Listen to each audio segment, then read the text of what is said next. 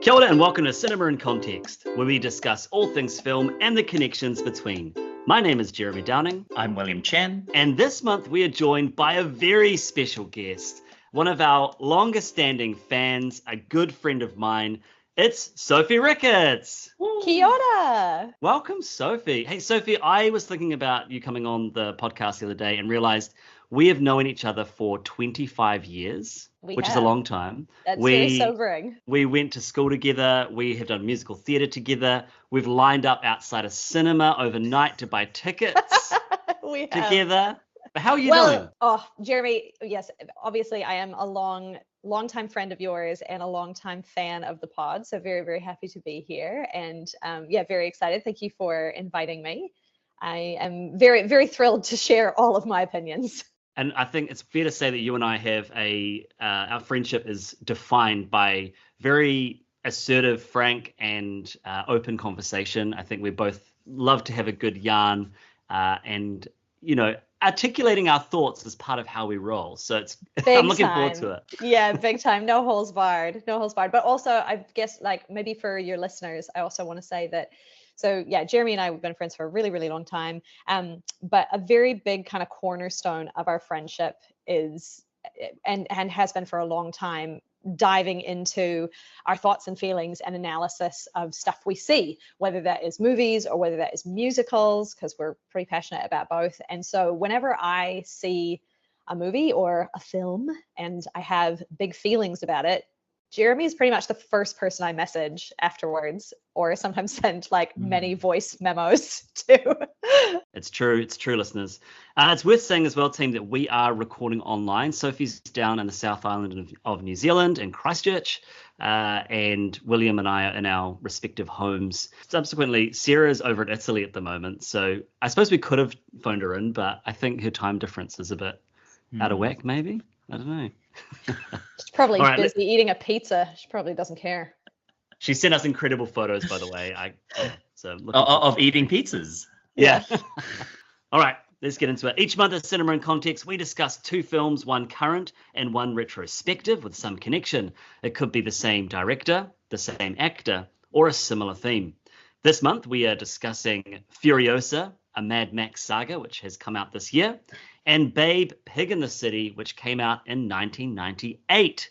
The connection being they are both sequels directed by George Miller. And there's a lot of other connections, like they're both sequels that have bombed at the box office. They both have chapter titles. Anyways, we'll get to that very shortly. Mm-hmm. Please be warned that we will be discussing spoilers of both films. And so if you haven't seen either and you don't want them spoiled, pause this episode and come back to it at a future date.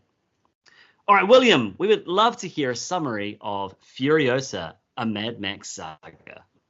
Righty-ho. So Furiosa, which just came out a couple of weeks ago in 2024, is the long-awaited follow-up / prequel to 2015's Mad Max Fury Road, itself a long gestating sequel to the 80s. I know it was Beyond Thunderdome, was the last Mad Max movie.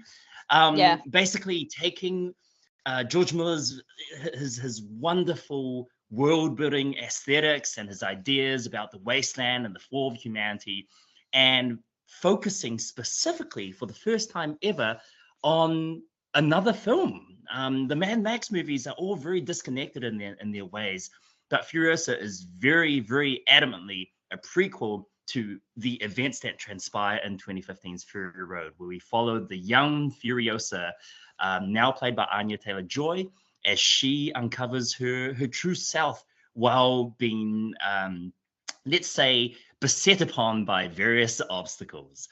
There's car chases, there's people in crazy fetish gear, there's all the things you would expect from a movie with the moniker of Mad Max Saga. Excellent. Thank you, William. And Sophie, give us a summary of 1998's Babe, Pig in the City. So no explosions in this one. So Babe, Pig in the City picks up where we left off at the end of the classic family film from 1997, Babe.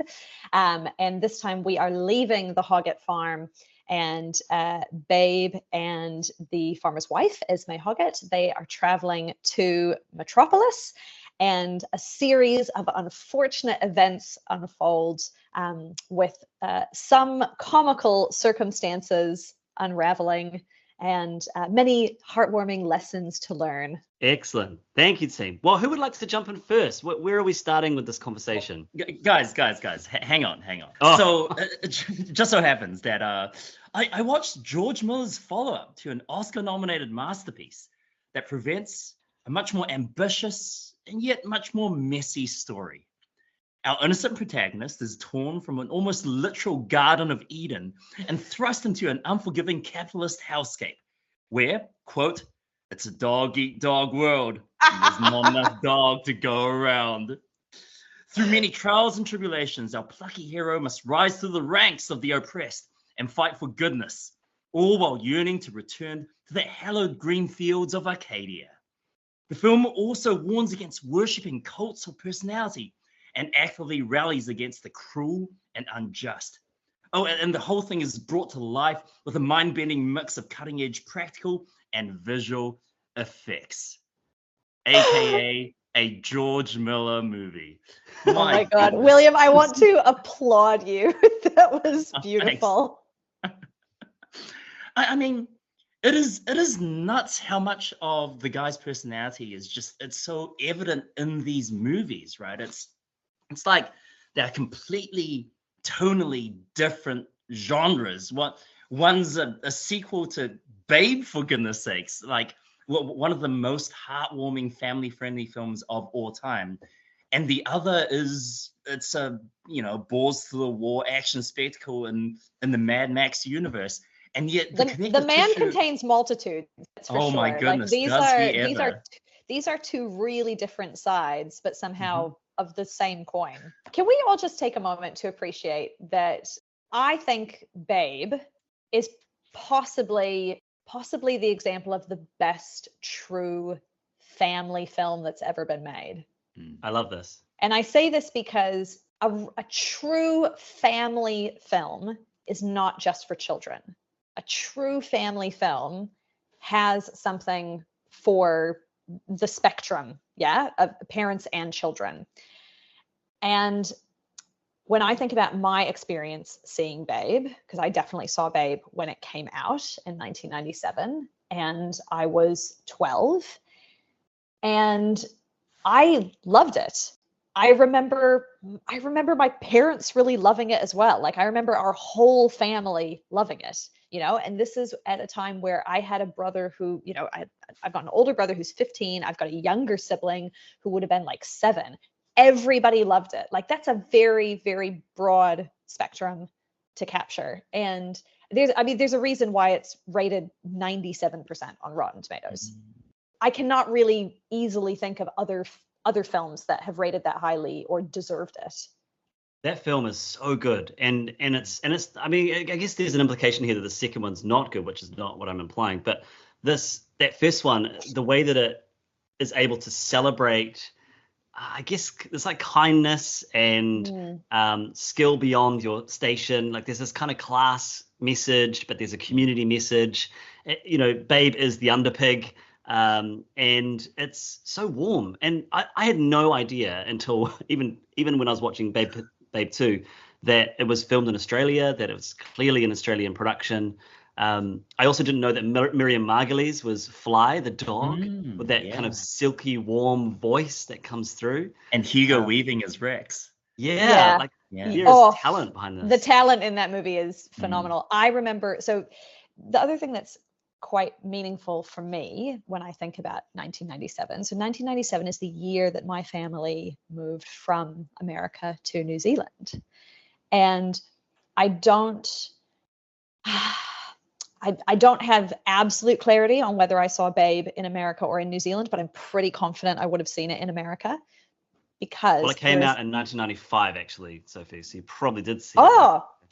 Oh, why did I think? Oh, sorry about that. Yeah, so okay. But I do remember there's a scene in Babe where they are setting off fireworks, and the animals are talking and saying, like, why do they do that? Like, what's that for? And one of the wise older animals says, oh, the cat says it's called Christmas. And I remember just not understanding why it wasn't winter. Because of course, at that point, I still lived in the Northern Hemisphere. And so I definitely have a recollection of like, the move to New Zealand and the flip of seasons, and then kind of making that connection sort of through that movie I'd seen and kind of understanding that a bit better.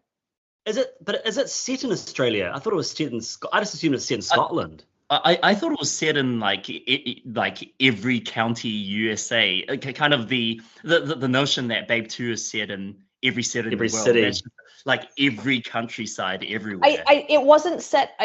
My recollection is that it wasn't ever named as stating like this is a specific country that we're in, and they were leaving it slightly culturally ambiguous. But that scene of why are they doing that? Oh, it's Christmas and it's summer. It's like clearly they're in the Southern Hemisphere. Wow, I need to go back and rewatch Babe and see that, like, pick up the nuance, because I'll tell you what I will say to kind of connect it to Babe Pig in the City. Rewatching it this time, like, I haven't seen this film since I was probably the similar ages that you described, Sophie, because I would have watched this way back in 1998. I don't think I went to the cinema to see it. I think we watched it on VHS. But I did not understand as a kid that the whole setup of this movie is on misjudged drug charge of Mrs. Hoggett. Well, do you know what's funny about that, Jeremy? Is so I definitely saw Pig in the City when it came out. I possibly at the cinema, or maybe rented on VHS, but I definitely remember being excited to see it because of how much we'd all loved Babe. And I remember enjoying it and I was like 13. And but pretty much the only thing I remembered about the entire movie, because I have not watched it in 25 years. The only thing I remembered was that beagle. I remembered very specifically that scene, how the beagle is explaining like, oh, well, when I smell a certain smell and then I go crazy and then I get a treat and let me show you. That's all I remembered. And then I couldn't remember like anything that happened after that. But I was like, yeah, that freaking narc. I think my Babe 2 memories are a little bit more distinct in that I went to see this with my mum in the cinemas in Sydney. So we were going on an Australian holiday. It was the first Australian film I'd ever watched in Australia. And because Babe, again, as you guys say, Babe 1 is it's a warm blanket of a movie, right? There's moments of darkness, and the moments of darkness are really dark. But you don't really feel it because it's enveloped by everything that's warm and fuzzy. You feel safe. And genuine. You feel comforted. Yeah. And things are going to be okay. When you watch Babe 2 Pig in the City, things are definitely not going to be okay. I mean, I left the cinema terrified. And there's a couple of scenes. And I think just like you guys, this is hilarious. Rewatching it this time was the first time I had seen the movie since seeing it at cinemas in 1998. I remember the scene where the little Jack Russell, he gets run over and his little squeaky wheel goes like, and grinds to a stop. I remember Thelonious the orangutan holding his bowl with the goldfish inside, and the animal control guys smashing the bowl and the goldfish going and choking on the floor. This movie is messed up. And it's dark, man. I understand why it flopped. There were two moments because I remembered nothing other than that drug sniffing beagle. Like, there were moments where I was like, oh my God. There were two very specific moments in the film where I was like, are we gonna watch a dog die? Oh yeah. What the heck? I did not sign up for this. And there's that whole there's a character who's clearly like a sex worker dog. Oh my God, yeah. And not by choice but by necessity. And I'm like, there is stuff in this movie. Okay, so look, I'm just gonna say it, guys. I'm gonna say it. So my primary criticism of this movie is that well, I'm gonna start it with a compliment for Babe. Babe knew who it was for. It was for everybody. It was for parents and it was for children. It was the ultimate true family film. Babe Pig in the City, who is it for? Who is it for? I'm asking the question because it was not clear to me while I was watching it. There were moments where I was like, oh, I'm not into this because this movie is just for children. And then there were moments where I was like, I would never show this to a child. What the heck is happening? I think But I'm still not really enjoying it. Like, yeah. George Miller would argue that the target audience is children.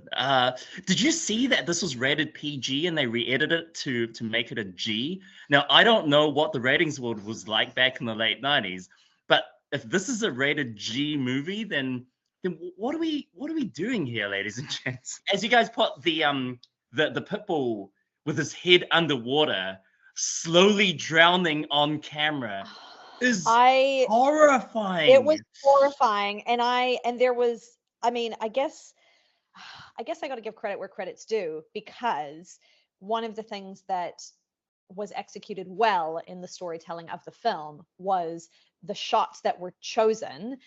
I'll use that moment as a specific example, so we can see Babe's thought process, right? We can see that Babe has gotten out of the canal and is, physically quite shaken from what's just happened. We can see that Babe is recognizing that was my tormentor. That animal wanted to kill me and almost succeeded.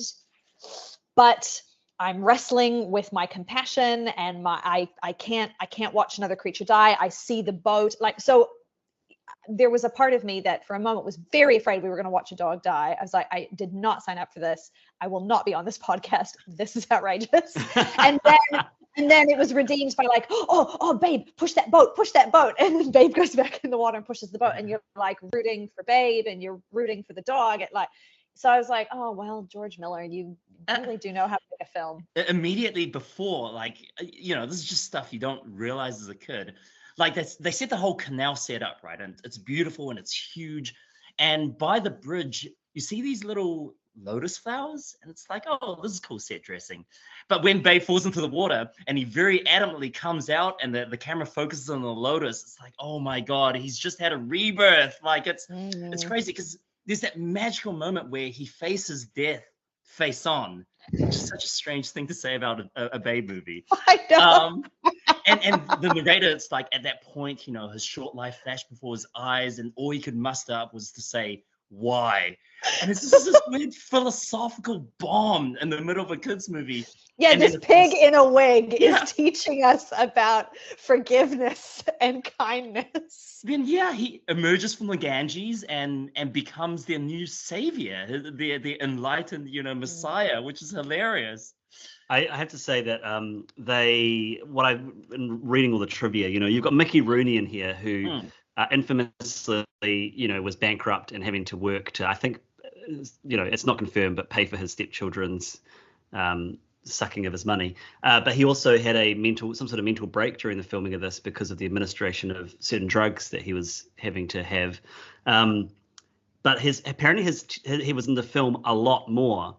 And they cut all of his scenes because apparently it was terrifying. He already is terrifying in the final product. And can I also say, I actually have a real problem. I know that, this movie is 25 years old and, things were different back then and we were not as aware or as enlightened, but it just really put my back up, the fact that his character is called Uncle Fugly. I was like, that is horrific. Why would you make that a character's name? You could have called him anything. You could have called him Uncle Arnold. You could have called him like Uncle Silly, Uncle Circus. Like, what? Why would you do that in a children's movie? Yeah, true. I hadn't even picked that up. And I guess it really made me angry. Yeah. I also think that this film it's gained a cult following. Tom Waits famously loves this movie. So who was it made for? What? Probably people tripping. Yeah, it's really built it up. Number one, I'm reeling from the fact that Tom Waits has said that. Number two, I'm reeling from the fact that why would you admit that, Tom Waits? Like, why would you put that out there? Why wouldn't you just lie and say your favorite movie is Citizen Kane? Like, what the hell? I have to be honest, Sophie, I actually really enjoyed this film, and I thought it's not the feel-good movie that Babe is at all, but I do think that it is. I watched it being like, is this George Miller making sense of the horrors of Hollywood and it's a musings of the kind of the trappings of being in the city away from the safety of this kind of sanctuary of the farm. I mean, the first film is really about, I mean, the horrors I remember from that movie is him losing his mom and like the slaughterhouse and him being effectively saved from that world. But I wish that this film had a third movie, because I think if there'd been a third Babe that kind of returned back to some sort of joyfulness, this would be the dark middle chapter. This would be the Temple trilogy. of Doom of the trilogy. Yeah, and I think I can't help but draw comparisons to Batman Returns as well, and how dark that film was and how unsuitable it was deemed for children at the time too. I don't know. I guess the thing that I struggle with, and I really disagree with you, because I'm so glad that there isn't a third movie, because I don't really understand why this movie got made. I mean, other than like a dump truck full of money, but I feel like this sequel cheapens the legacy of the original film. And that makes me sad, because I really do think that original film is near perfect. And I think it's a testament to the strength of that original film that it has not been damaged by this second film. You know what I mean? Like it's still going to be okay. Yeah. Well, that's famously the perspective of Chris Noonan, who co-wrote and directed the first film and had a falling out with George Miller and had nothing to do with the second movie and didn't understand why they would make a second film. So I think that the kind of the perspectives even expressed in this podcast already reflects in some ways the creative team behind. And then, because it's interesting, because Chris Noonan, he ends up making Miss Potter, which is the most pedestrian movie in the history of films. And so I don't know, maybe it's like one of those Bourne deals where you had to have both the writer and the director on board to actually make a decent Bourne movie. Without Gilroy and without Greengrass working together, you end up with pretty crappy Bourne movies. But yeah, with their powers combined, there is something to be said about that, about what is the dynamic of a really, really good partnership, and how do you capture that? And we see that in all sorts of things, not just in films, but like in musical theater, again, just to pull it back to my wheelhouse. Like there are some incredibly iconic duos that even if you're not a big musical theater fan, you have heard of Rodgers and Hammerstein, and you've heard of Lerner and Loewe, and you've heard of Kander and Ebb. And so there is something to be said about when you have a really, really good partner. Sometimes it is lightning in a bottle. If that bottle explodes, that's when that relationship well, that's goes a great sour. Great segue into Furiosa. I mean, I don't know if there's much partnership that is present in the first film that's not present in this one, but what do people think of Furiosa? Who wants to jump in? I want to go first. Okay, so, right, William, you need to know this. So Jeremy and I have had many conversations over the last few years about me potentially coming on the pod as a guest. And I've always been super, super excited about that and very, very into it, because I've got lots of opinions and I love films. And so when Jeremy messaged me and said, hey, do you want to come on? I immediately said yes, before I found out what the films were. And then when he told me what the films were, I was like, oh no, how do I backpedal out of this? But he'd already told me that it was like, this is perfect timing. Sarah is away. This is a great, this would work out great for us. And I was like, oh no. And I said to my husband, I said, oh my God, I'm so excited. Jeremy's asked me to be on the podcast. He was like, that's great. And like 5 minutes later, I was like, oh my God, I just found out what the movies are. I said, oh, what are they? I said, we're doing George Miller sequels. So we're doing Babe, Pig in the City, and Furiosa, a Mad Max Saga. And my husband laughed out loud and he said, oh, you're going to hate that. Because here's the thing, dear listeners, my husband and I went to see Fury Road in the cinema 9 years ago. And I hated it. And I will give you just a quick bit of context that's very important. So context number one, I don't really love fantasy. Fantasy is just not really my jam. And I don't want to get into a debate about whether or not Mad Max is fantasy or dystopian universe. It's like, whatever. Like, it's not my deal. Also, so when we went to see Mad Max Fury Road, it was very much because my husband really wanted to, and I was like, yeah, cool, let's go to the movies. Now, the biggest mistake was that it was 3 days after I had my laser eye surgery. And yeah. So for dear listeners, for those of you who don't know, one of the very intense side effects of having laser eye surgery is that you are intensely sensitive to light. So I really, very naively, I did not understand that we were going to go watch a 2-hour movie that was nothing but desert and explosions with a hyper-saturated filter. So there were stretches of that movie where I had my eyes closed and put my hands over to cover because it was still quite painful, like the amount of light that was leaking through my lids. So also, Mad Max Fury Road does not have a lot of dialogue. So if you're not watching what the hell is happening, then and then you uncover your eyes, you're like, I literally don't know what's happening. But also, it all felt the same to me. I was like, oh, we're still on a freaking car in the desert, like whatever. I was just so not emotionally invested. So I really hated that movie. And I was like, oh, I hated it. It was awful. And even at the time, my husband Alex was like, but you didn't really watch it. Like, I think you couldn't appreciate it. Anyway, so I've never watched it again. So I said to him, I said, well, maybe this will be a good thing. Maybe this will encourage me to rewatch Fury Road and like give it a real chance. Maybe this is the point. Maybe the point is that I'm going to be on the pod and I'm not just going to be singing its praises. I'll have a different perspective. I guess that's the silver lining here, like I'll have a robust opinion. But what I will say is I went to the cinema and I saw Furiosa, a Mad Max Saga, and I think I loved it.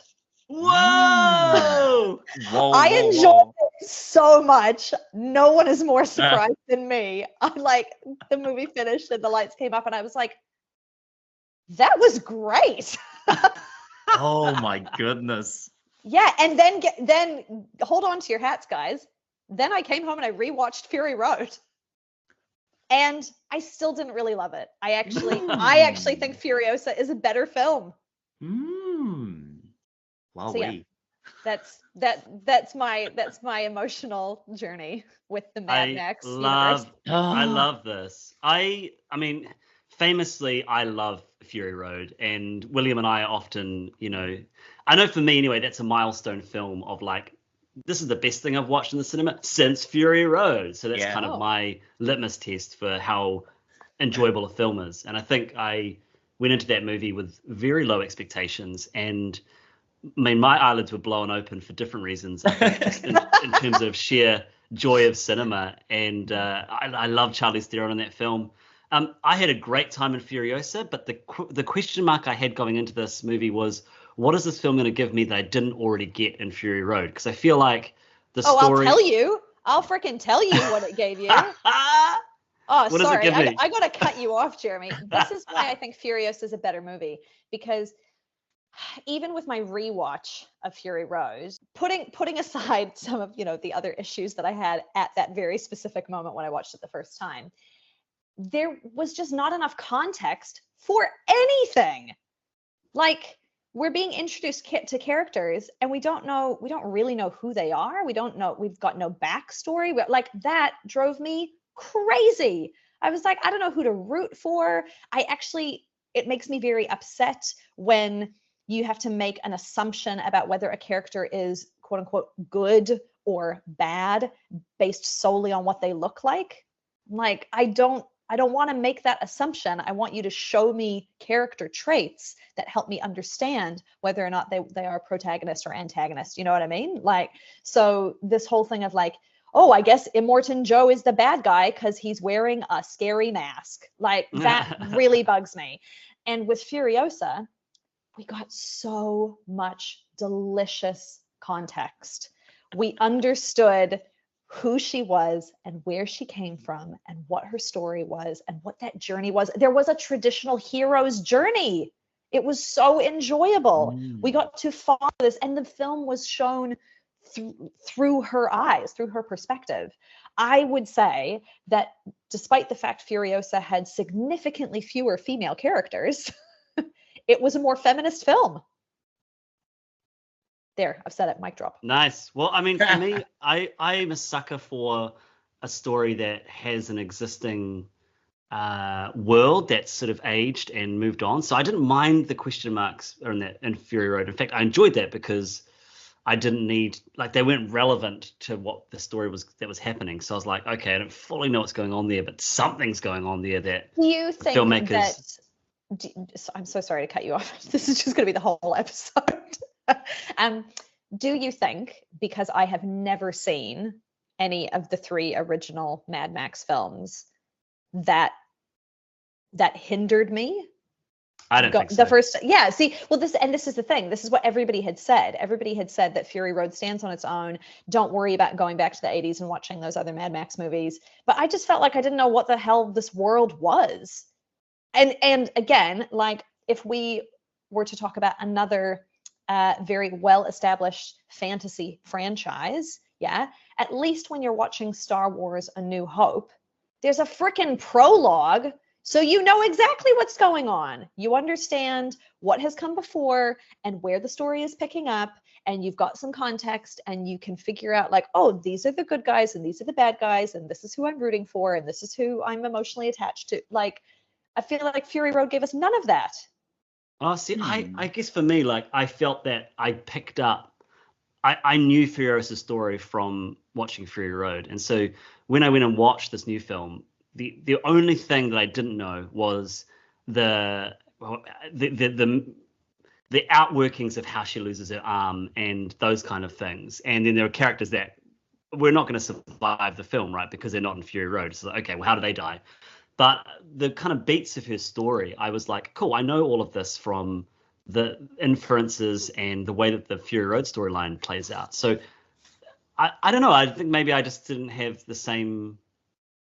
I just didn't have the same reading as you watching Fury Road. I mean, you got to understand, Fury Road is like was my number 2 film of the 2010s. So my love for that film is like only outdone by Inside Out, which, by the way, both films got sequels this year, which is very interesting. They both came out in 2015, both got sequels in 2020. I know, isn't that wild? Yeah. Anyways, I had a good time in Furiosa. I don't know if it was worth making in the sense of like giving new things to the story, but as a film in and of itself, I had a really good time. William, what did you think? Yeah, just a couple of things. Like I'll kind of respond to what you were saying, Sophie. Like for me, I did not feel that way with Fury Road because I also at the time of Fury Road's release had never seen any of the older Mad Max films. I knew the trailer was gaining a lot of buzz, and I knew I'd seen some George Miller stuff. It's like, okay, this is meant to jump in, and it was getting real hyped up on Twitter. And that movie, I think, at least personally, I think it does exactly what Star Wars: A New Hope does, which is within the span of a relatively limited, so to speak, 2 hours plus. Like, I think it does bring you, at least for me, it did bring me into the world. And I think it gives you enough information to understand exactly what is happening relative to the characters that you care about. I know what Gastown and the Bullet Farm and the Citadel are. I have a sense of how they connect to each other. I know who the bad guy is and what his deal with, the Immortan Joe and why he is bad. I mean, it's not just the look, right? It's also how he talks to people, how he treats his underlings, how he treats his wives, all that stuff. I felt like the movie gives you enough to chew on so that the world building doesn't feel intrusive. And that, people have brought this up again and again, like it's world building and it's storytelling, not through dialogue, but through action. And boy, is there a heck of a lot of action, which is what Star Wars does for a lot of it. Yeah, Star Wars does start with the opening crawl, but basically so does Fury Road, right? You have an opening narration about how we salted the earth and killed the seas and all that stuff. And I think that's basically what you need, because you have Mad Max and it's a different Mad Max from whom we see in Mad Max 1, who's kind of different from 2 and a little bit different from 3. So it's not really cohesive in any sense of the word. I feel like what is really interesting, as I said before in my preamble, Furiosa is the first time where you actually have two of these movies inherently linked to each other in a way that shares cast, shares settings, shares exact plot beats. And I don't really know what to think of that. I mean, in one sense, it is interesting to see like the origins of the organic mechanic, and like what the politics of the places were before everything went to poop. But then again, I just don't think we needed that. Like it was information that was fine to glean upon, but I was very, very happy just knowing what had happened in Fury Road and then sitting put and saying, okay, that's it. I felt the extra information was fine, and for the lore people out there, it's very, very, it's meat on the bone, right? And apparently, like in preparing for Fury Road, George Miller and his writers, they had set everything out. And you can tell from the end credits of Fury Road where even the smallest of bit characters has a crazy name. They all have backstories. A lot of it's unspoken. There's like the Furiosa comic book prequel, and there's a whole lot of script stuff.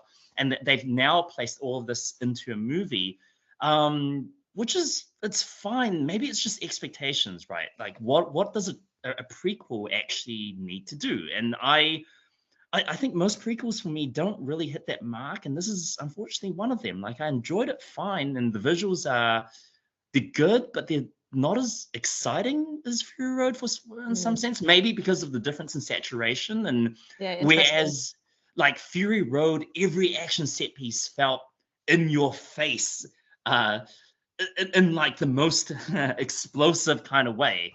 I remember the bit with the dirt bikes and the scavengers attacking them, and it was just like nothing I had ever seen before in my life.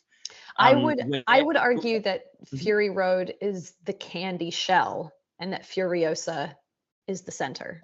Okay, that's fair. That's fair. I mean, Furiosa definitely gives you a heck of a lot more story. Like it is very lore focused. It is very character focused.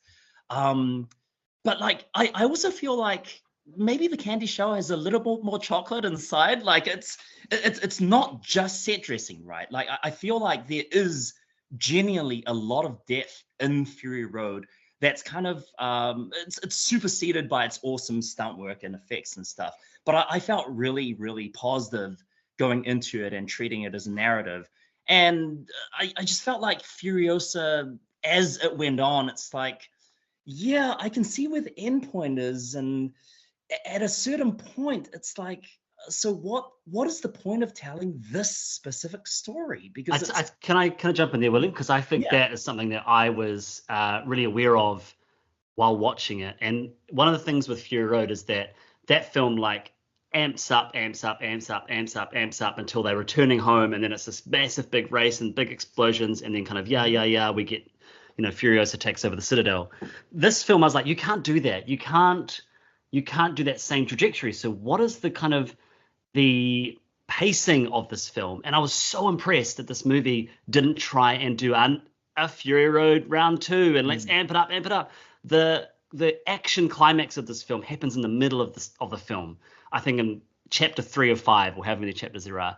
That incredible sequence. Did you guys notice that was another very clear similarity between these two films, that they were split into chapters? And I was just like, oh, you don't have to do that. We're not idiots. Like, what are you doing? Chapters are only helpful if you know how many there are total. I don't care that we're on chapter 4 because I don't know how many there are. Yeah. But if you're Quentin Tarantino, you move backwards. Oh my gosh, and minds are blown. And funnily enough, that doesn't bother me. What do you mean backwards? What are you talking about? I like Pulp Fiction, where the chapter orders are all messed up. It's like, right. Kill Bill. Here we go. And this is a whole separate thing because I actually really love Tarantino, and so that I'm like, doesn't bother me at all. He's totally allowed. But this made me crazy. I was like, stop it! You're literally interrupting the pace of the film. And I had this reaction in both movies. I was like, don't do this. I really, really genuinely wish that Furiosa had these little animatronic mice announcing each chapter. Yeah. I love it. Well, I mean, I guess what I was trying to say is that there's that amazing action sequence with the people on the paragliders, the paragliders. Autobots. Yeah. It's very 90s. I kind of love it. Very Priscilla, Queen of the Desert.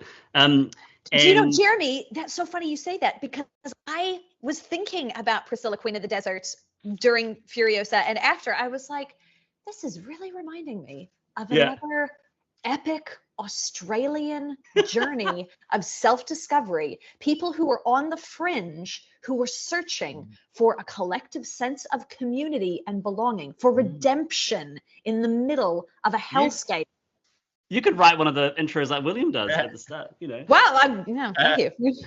But what I was going to say was that climax happens, and I'm like, okay, how are they going to resolve the Furiosa versus Chris Hemsworth? I can't remember his character's name. The ending of the film, the climax of this movie is two characters in a dusty landscape, and they give you a couple of different endings, and then they sort of give you the definitive one. But I was so impressed at George Miller's experience as a filmmaker that he knew that he could end a Mad Max sequel with something really beautiful and pensive and kind of spaghetti western in a sense. And not only that, after we've had 2 hours and 10 minutes of quite intensely paced action, just a huge freaking monologue.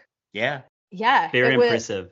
It definitely gave me pause as well. I was like, oh wow. I was like, this character that seemed quite two-dimensional has suddenly become very three-dimensional just in these final moments. So that was a bit of a surprise. Okay, question for you both. I was like, Chris Hemsworth is more than arms? Who knew?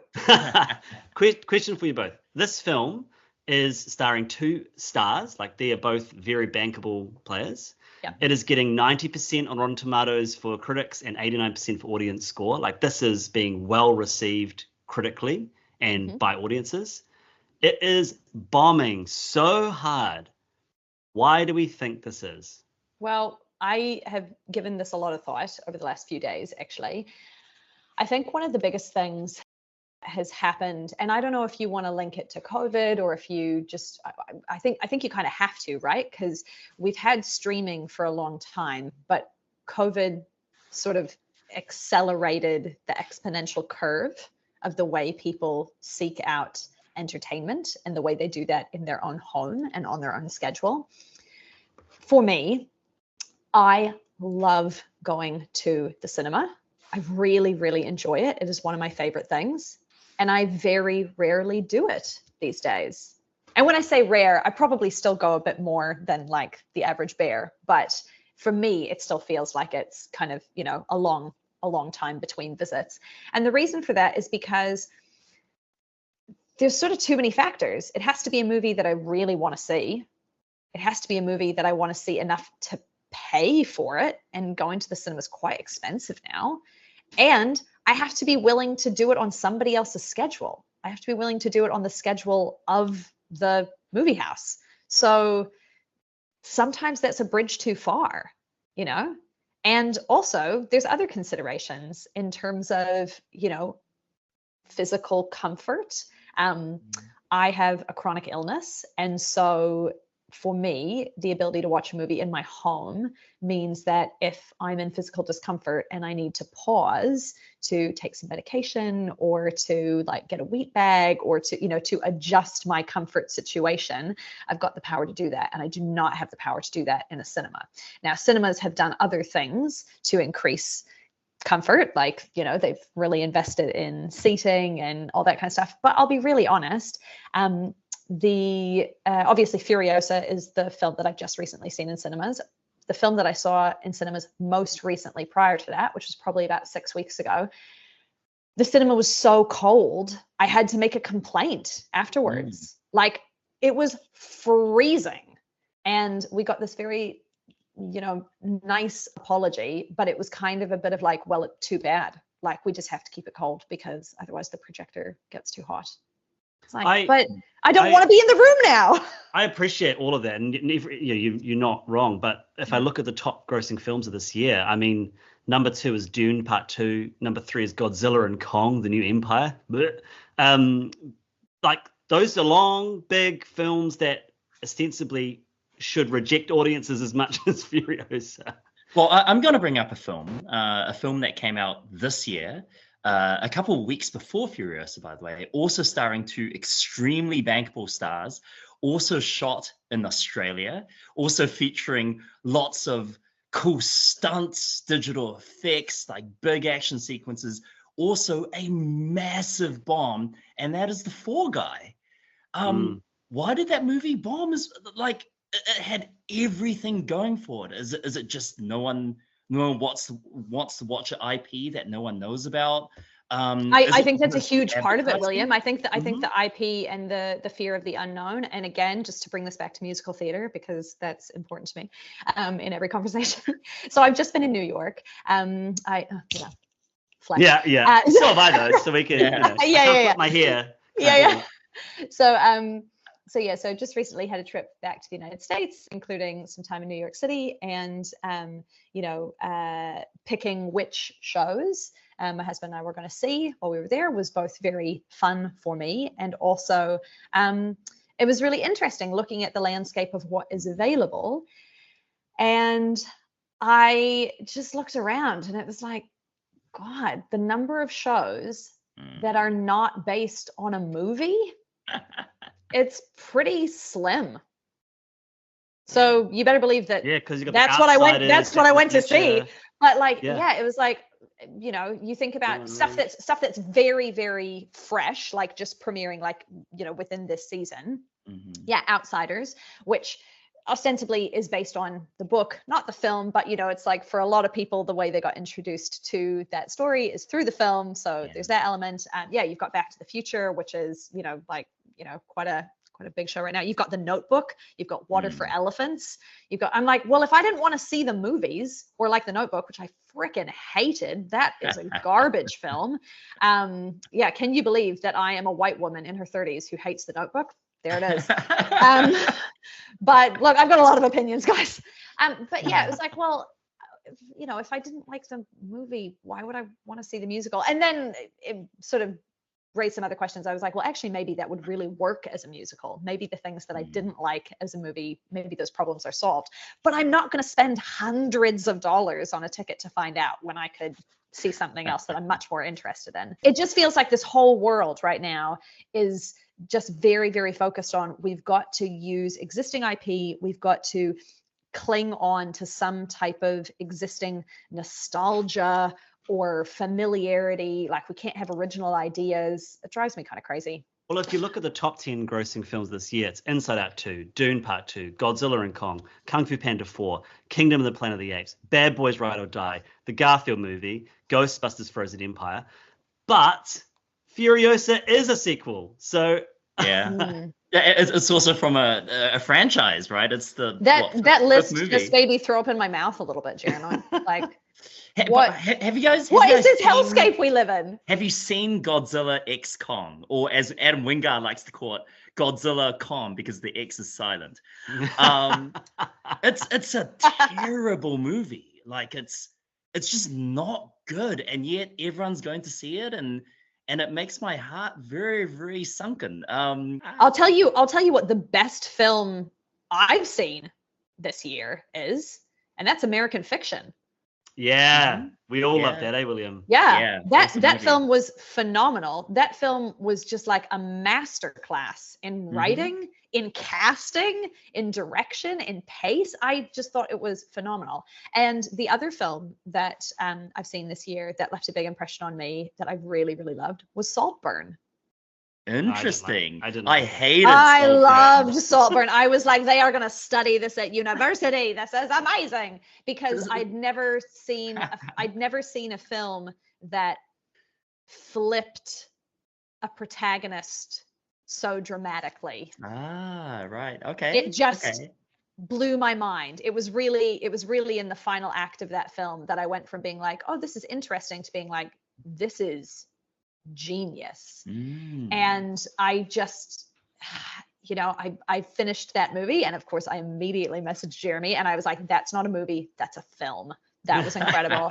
and I just thought to myself, Emerald Fennell, gosh darn it, you've done it again. Oh, she is a master director. She is, and a writer. Like, what? Like, these concepts, again, original ideas. So I just really want to see original ideas, and I want to see human-centric stories. I want to see three-dimensional characters. I want to see complexity. So I will forego stunts and digital effects if I can have those things. Now, if you can give me all of those things with stunts and digital effects, I'm game. Because what I really like about Tarantino's filmmaking style is that I feel like all of his characters are three-dimensional. I mean, I'm always going to praise Tarantino. What do you reckon in terms of the making of money of this film, or lack of? Yeah, I just think it's too little, too late, right? It's a really sad tale because they had planned Furiosa to be released. I read before Fury Road as a short film. But that didn't come to fruition. They wanted to make it as an anime prequel, like the Animatrix. That didn't work out. After Fury Road came out, there were all these pay disputes with Warner Brothers, which kind of pushed everything backwards. And then COVID hit, and then Charlize Theron was busy, and so this was a movie that was supposed to come out at least 5 years ago, and now it's just Mad Max is not on the zeitgeist anymore. Because I remember when Fury Road came out, it wasn't a big hit. I think we think of it as a much bigger hit than it actually was. But of course, the film nerds loved it. And that's interesting that you say it's not in the cultural zeitgeist, because I feel like, well, I don't know, maybe I'm just listening to you guys too much, because I feel like Fury Road is quite a landmark film. Like, even if I didn't really like it, it's like, well, freaking everybody else did. You know what I mean? So there's part of me that's like, I genuinely don't understand why Furiosa would bomb based solely through the lens of, kind of passage of time. Like, I don't see that as a factor. I feel like time can't touch a beloved world, similar to the way, again, it's like fantasy's not my really, it's not my jam, but just similar to the way, like, the Lord of the Rings and all the Hobbit films. It was like, who cares about the passage of time? Like, people who love that world and are invested in that world will keep coming back for more. I mean, Jesus Christ, like Star Wars. Well, on that note, let's do final thoughts. Who would like to jump in with your final thoughts on these movies? Can I just talk a little bit about the first movie a little? Yeah, go. The first movie being the and by first movie you mean sequel. Yeah, the sequel to Babe 1. Yes, Babe 2. I don't think I've really put across how much I think this movie is this close. And dear audience, I'm holding my fingers just maybe half a centimeter apart, this close to being a masterpiece. I believe. I think the third act is terrible. I think why you would put Esme Hoggart in a clown suit and have her bouncing around and like a that sequence was 3 times longer than it needed to be. Like, I get the joke and the visual gag, and it is funny for, again, I'm holding my fingers the same. This is right. It's like, it's funny for that long. And then it just keeps going and going and going. And it's like, what is happening? Why have we used up all this budget just in this room? Also, why set up Chekhov's champagne tower, right? You have the guy go, oh, he's setting up 100 little glasses of champagne, and it never gets hit. And it's the world's most disappointing payoff. It would have been such a great little hit at the end of that scene when you are lulled into the false sense of security that it is fine. And then, it's like the pig is in arms and everything is okay and the chaos is over. And then it could have just crashed spectacularly and made such a noise, but it didn't. Oh man, missed opportunity. But again, apart from that, I get why it's there. George Miller, it's for the kiddies. It's to hopefully re-engage them after traumatizing them for life in the previous act. But like, even given the third act, I think the rest of the movie is so strong. I mean, Miller he's been talking about Pinocchio for most of his life as a filmmaker, and how the original, the 1940s Pinocchio, is his favorite movie of all time. And boy, can you see it in this film. Like, it is oftentimes a live action Pinocchio, except with animatronic animals. Um, and how he creates this world and how everything feels so cohesive, I feel is extraordinary. Like, this movie came out in 1998. A lot of it's animatronic animals, a lot of it's CGI animals. But from my 2024 eyes, I could not tell. I could not tell where one stopped and the other began. There's a scene where Ferdinand the duck is riding inside a pelican's mouth. And you're like, wait, is that a real duck? Is that a real pelican? Are they both robots? I don't know. When do they become cartoons? I don't know. And it's nuts. We just talked about Godzilla and Kong, the new empire. And in that movie, I mean, Godzilla and Kong are both straight up cartoons. Like, there's nothing real about their being. There is no physical presence. They're two animated action figures that weightlessly bat each other around, then team up to bat a third bad guy around. Whereas in Babe 2, like, every single one of the animal cast feels completely believable, and I just don't know how they do it. It's like a magic trick.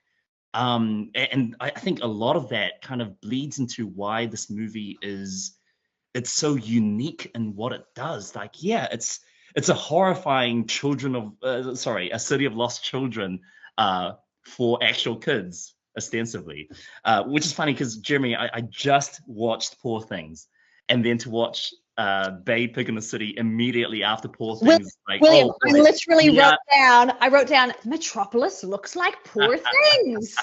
Yes. It's like, oh boy, we are in familiar company here. And so I think Babe 2 is fantastic. It's messy, as I said. Its plot points and its characters are there, but it's just like, there's too much creativity to be contained within George Miller's heart, and it's all come bursting out. And whether or not the audience accepts that, well, that's up to them. I would go so far as to say I don't think it's a fantastic film, but I think that there are fantastic elements within it. And I'm just going to read out some of the notes that I made while I was watching it. Because so I watched Furiosa only a couple of days ago, whereas I watched this a little bit longer. So I wanted to make sure that I still, retained all of my juicy insight. The magic of the original film, I think, really is that relationship between Babe and Farmer Hoggett. And because there's so little of that relationship in this film, I think that is the primary reason that this film suffered. Yeah. So we're essentially replacing Farmer Hoggett with his wife, Ismay, but then she's also not really in much of the film either. So we go from seeing this really lovely kind of, human animal relationship into just animals. And I think that that's one of the things that has kind of weakened the structure of the film. Visually, I agree with you, William. I think the movie is actually incredibly striking visually. And I love the way it's so culturally and geographically ambiguous about like where they are, and that introduction to the city of Metropolis, and you can see the Hollywood sign, and you can see the Golden Gate Bridge, and you can see the Statue of Liberty, and you can see the Eiffel Tower, and you can see the Kremlin, and you can see the Sydney Opera House. And so this whole thing of, I think, again, for children, this sensation of like understanding that all of those things are not in the same place, so that this is fun, and this is fantastical and all that sort of stuff. Yeah, I thought the city really looked like Poor Things, which I thought was very, very ahead of its time. I thought that was really like wild, especially, given that we're watching it now in 2024. The architecture was really fun. The sense of whimsy in the way the city was laid out, like all of that. I think a lot of these design elements were just exceptional. Like, they must have had such a good team, and a lot of the storyboarding and things, and some of the shots that were chosen. I talked before about that journey of really being able to see what Babe's thought process and emotional journey was. But there was other things that they looked good, but there was then like no story payoff. So I didn't really understand why they were there. Were they there just to look good? And that frustrates me because that's not progressing the story. What I do think this movie has given us is it has given, well, me anyway, what I think is quite possibly the most devastating insult I've ever heard in my life, which is when one of those chimps says to Babe, one of those chimps calls Babe lowly and handless. And I wrote it down because I just thought it was awesome. I was like, that is such a sick burn for a pig. That's awesome. And I also just, it gave me a real reappreciation of just how great Glenn Headley is. Like, there's a lot of great voice casting in this movie, but Glenn Headley as Tootie, I just thought was a stroke of genius. Her voice is so identifiable. And I thought that she turned that character into something more interesting. Which one's Zudi? Tootie is the female chimp. Oh, yeah. Yeah. Yeah, and Glenn Headley, even if you don't know the name, you know, like if you think about, you know, Dirty Rotten Scoundrels, you know, she's Christine Colgate in that, and yeah, her voice is so identifiable. Nice. I guess the thing that really stood out to me, but that we haven't talked about, is Magda Szubanski being back as Mrs. Farmer Hoggett. And, you know, I know her mostly as Sharon from Kath and Kim. And just to see her skills as a character actor is so exciting. Her face is agree like with priceless. Amazing. But I agree with you. Like, she's barely in the film. And I really like that observation that the core of the first movie is this Farmer Hoggett Babe relationship, and it consciously removes him from the film. I don't know whether he was busy for most of the filming. Look, my assumption, and this is based purely on assumption, not anything I've read or researched, but my assumption is that James Cromwell was like, I don't want to do a second film. It feels like that, eh? It feels like really he was. Does. It really feels like he's like, you can use me, you know, you can have me for 2 days of shooting. Yeah. And you can use B-roll of me from the previous film.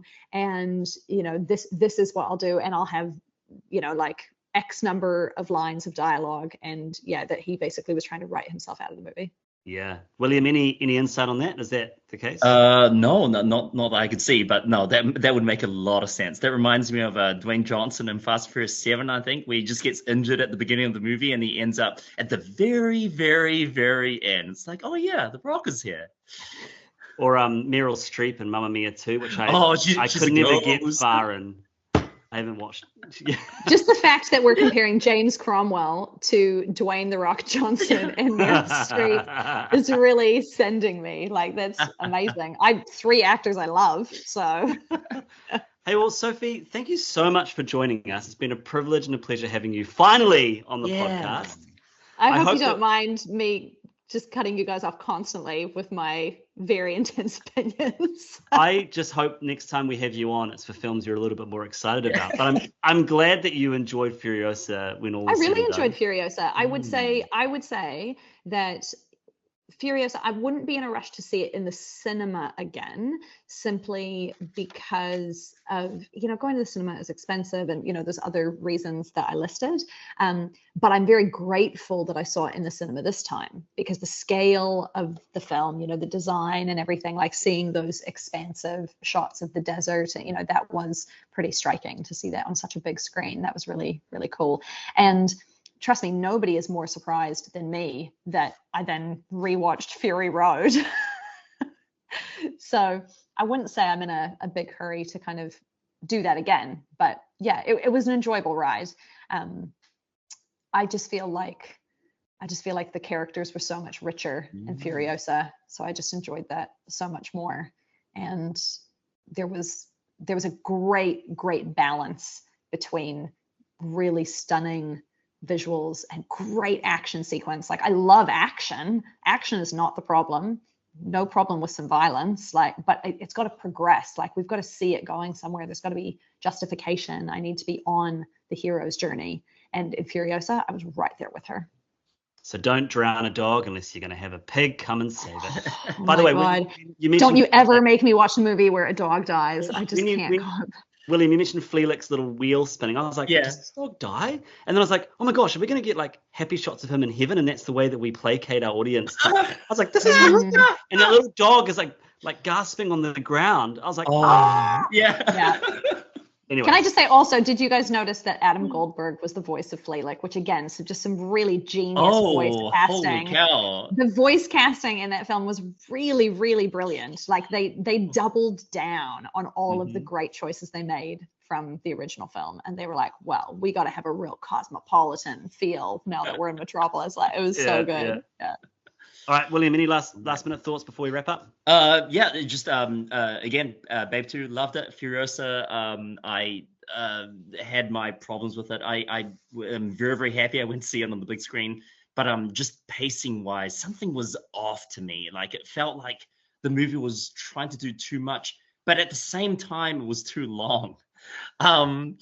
The ending is really cool. I have some plot issues, but that's just nitpicky. It's like, oh, she disappears as a child. Anyway, the final thing I want to say about Furiosa is the cast. The casting of young Furiosa, as in young Furiosa. Yes. Who is that kid? She's amazing. It's interesting She's you so say that good. because obviously Anya Taylor-Joy and Chris Hemsworth are, they're on their names are on all the posters and all the marketing and Mhm. stuff. And it was like, we didn't see Anya Taylor-Joy until like almost halfway into the film. Through the film. Yeah. And so, it was like an hour before we caught up to, her playing that age. And so I'm Yeah. like, man, why are we not top billing this kid? Like she was incredible. And also Furiosa's mom. I Oh. don't know who that actor was, but I've that was seen that actor incredible. in one other movie that was a very bad movie, but I recognized her straight away and was like, this woman is incredible. Like, holy cow. Nice. So it was a really good wake-up call of like, she is not a bad actor. She was just in a bad film. But yeah, I enjoyed it well enough. I do like Fury Road a lot more, but maybe that's just expectations and prequels and stuff like that. I'm sure if I went to watch Furiosa again, like now knowing what kind of movie it is, I would probably enjoy it a lot more. But yeah, we'll see what happens in the future. What are your thoughts, Jeremy? How do we save cinema? How do we get people back into movie theaters? I have a real aversion to prequels. I think prequels generally are a poor choice. I think they're a cash cow. And unless you are going to really change the stakes and have different characters, they often do not fulfill exciting expectations for me because I know who's going to survive and I know who's going to die and I know where things are heading and I know how the character's going to change. I'm loving the new House of the Dragon prequel series of Game of Thrones because it's set 200 years. They're all going to be dead by the time we get to the show that we know and love. So I just think that's a big. It's so unappealing to me to watch the new Hunger Games film that's set before, and we get to watch Snow become an evil guy. It's unappealing to me to watch the Harry Potter series because we know that Dumbledore's going to have a big fight with Grindelwald in the 5th film, which is never going to get made. It's unappealing to me to watch the prequel Star Wars films because we know that he's going to become Darth Vader. It's just not an interesting story for me. Whoa, spoiler alert. Yeah, spoiler alert. Who's the he? You have to watch the films. You've got to watch 5,000 hours of Star Wars to find out. So I would much rather watch a messy, traumatizing, misguided attempt at making a Babe sequel than a wonderful, really wonderful Furiosa film that tells me everything I kind of already knew, apart from the fate of Chris Hemsworth character, which I did love that irony. So I guess that's my final thoughts, is that unless you're going to completely change up the setting of a film, give me a sequel over a prequel any day. Thank you for listening to another episode of Cinema in Context. If you enjoy our podcast, then please share it with your film-loving friends. You can listen to Cinema in Context on SoundCloud, Spotify, Radio Public, Stitcher, Amazon Music, and Apple Podcasts. You can follow us on YouTube, Instagram, and Facebook, which are great places to let us know what you think of this episode, as well as give us, as well as give us suggestions for future films to discuss and compare. Look out for our next episode in a month's time, which, dear listeners, will be our 100th Woo! episode. Woohoo! 100 months of Cinema in Context. We are going to be doing a bit of a clip show where William, Sarah, and I share our top picks of the films that we've covered. And we can't pick classic movies. We can only pick the movies that we've covered in the last 7 years. So no Barbarella. Dang it. no So Bay just Big talking City. about American fiction. Nice. Yeah. Which we haven't covered American fiction. I do think American fiction, though, will probably appear in some of our top lists at the end of the year. Anyways. Well, already has, right? Last year it was in Sarah's list. Oh, okay. So it officially came out last year. And listeners, if you've enjoyed having me on the pod, then please message William and Jeremy and tell them to bring me back, especially for films that I will actually enjoy. And you can follow my dog on Instagram at lady.edith.hound. Until then, and until the next time Sophie is on the podcast, No Noho mai.